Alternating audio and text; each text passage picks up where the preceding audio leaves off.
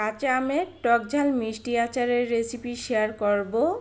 কোনো প্রকার রোদে দেওয়া ঝামেলা ছাড়াই অল্প সময়ে এই টকঝাল মিষ্টি আচারটি তৈরি করতে পারবেন।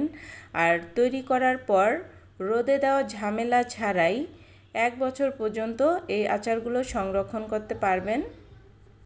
আমের টকঝাল মিষ্টি আচার তৈরি করার জন্য এখানে 2 কেজি পরিমাণ আম খুব ভালোভাবে পরিষ্কার করে ধুয়ে কেটে নিয়েছি। আর আম কাটার সাথে সাথে পানিতে ভিজিয়ে রাখতে হবে, এতে করে আমের মধ্যে যে কষ থাকে তা কিন্তু বেরিয়ে যাবে।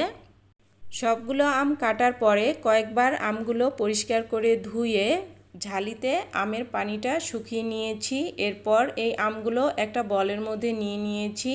আমের গায়ে কিন্তু অবশিষ্ট কোনো পানি নেই এবং আমের পিছনে আমি দাগ কেটে নিয়েছি, এতে করে আমের মধ্যে খুব ভালোভাবে মশলাগুলো প্রবেশ করবে এবং খেতেও ভালো লাগবে।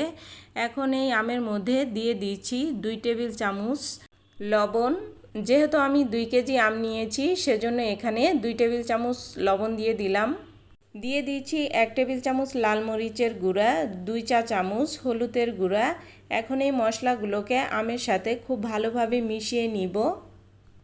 মিশিয়ে নেওয়া হয়ে গেলে প্লেটে এভাবে ছড়িয়ে রাখবো আর ফ্যানের নিচে রেখে দিতে হবে 2 থেকে 3 ঘন্টার মতো।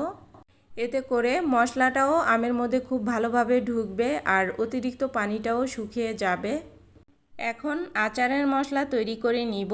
এজন্য 1 টেবিল চামচ পাঁচফোড়ন দিয়ে দিলাম, 2 চা চামচ ধনিয়া, 2 চা চামচ মৌরি, 2 চা চামচ জিরা, 8টা শুকনো মরিচ।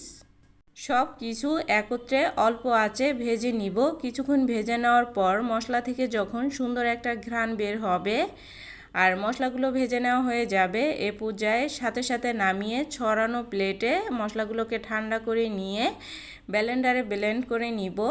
এখন আচার তৈরি করার জন্য একটা হাঁড়িতে দিয়ে দিয়েছি 2 কাপ সরিষার তেল।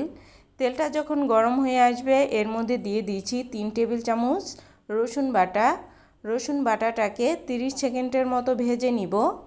এরপর এর মধ্যে দিয়ে দিচ্ছি সরিষা বাটা। এখানে আমি 2 টেবিল চামচ সাদা সরিষা এবং 2 টেবিল চামচ কালো সরিষা একত্রে খুব ভালোভাবে পরিষ্কার করে ধুয়ে পানি ছাড়া বেটে নিয়েছি। সরিষা বাটাটাকেও 30 সেকেন্ডের মতো ভেজে নিলাম। এরপর আগে থেকে যে পাঁচফোড়নের মশলাটা তৈরি করে রেখেছিলাম এটাকে আমি ব্লেন্ডারে গুঁড়ো করে নিয়েছি আর এখান থেকে 2 টেবিল চামচ গুঁড়ো করা মশলা দিয়ে দিচ্ছি।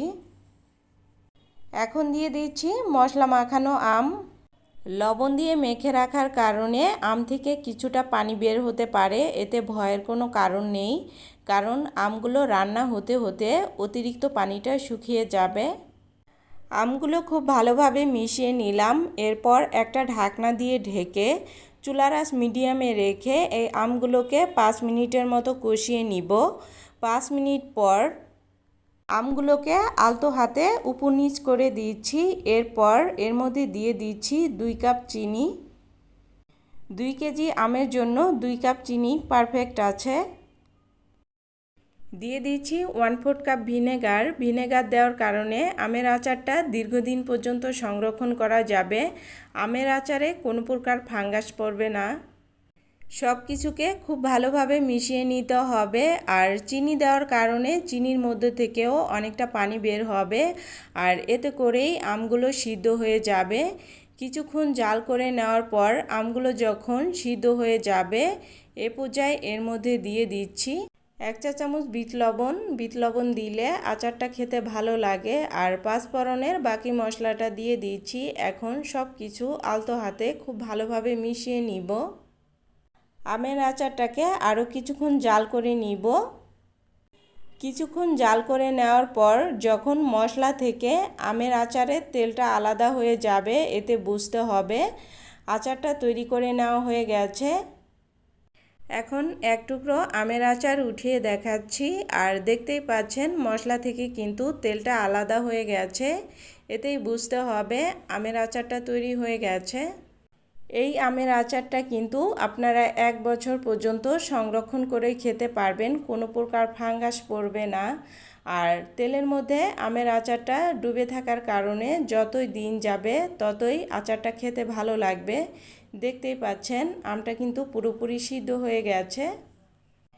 এখন আমি চুলাটা বন্ধ করে দিচ্ছি আর আমের এই আচারটা পুরোপুরি ঠান্ডা হওয়ার পর আপনাদেরকে পরিবেশন করে দেখাচ্ছি।